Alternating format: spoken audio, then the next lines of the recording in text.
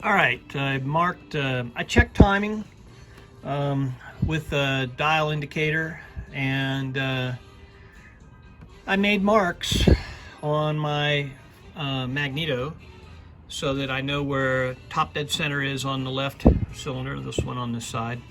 I know where 9 degrees is, 15 degrees, 17 degrees, which is stock initial advance, 20, 27, and 30. I checked it all with a dial indicator, and everything is spot on.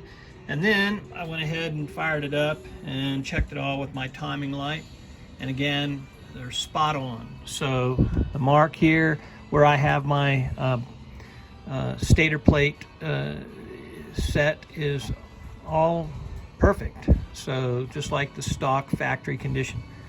So I've got the Zeeltronic ignition module.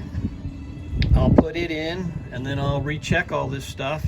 I was able to check timing at several points. Obviously I didn't rev it to 9,000 RPM, but the stock curve at 2,000 RPM, 17 degrees, 3,500, 27 degrees. And then I checked it at a couple other points in between. On the graph, it's this purple line right here is the stock advance curve.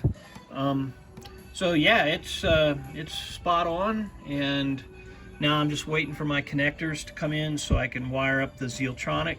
I'm going to go ahead and get it all prepped and take it from there. All right, doing a status update on the RZ. I got the Zeeltronic ignition module in here mounted. Wiring going to the power valve controller servo, it works. Wiring going down here, wiring going here, that's power. This one here is for the from the ignition and the magneto up to this.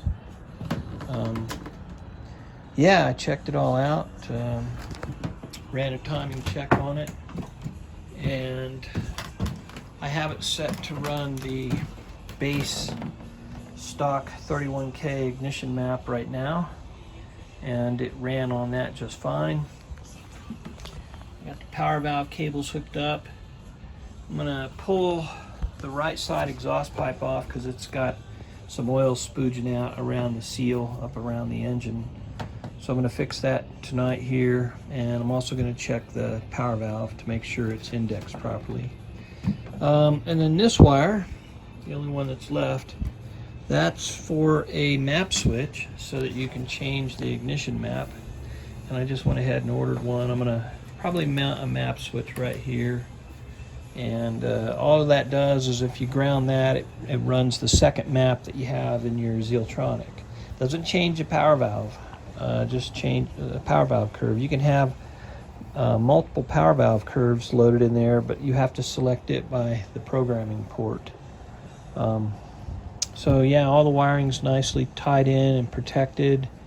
So I'm really pretty much ready to go.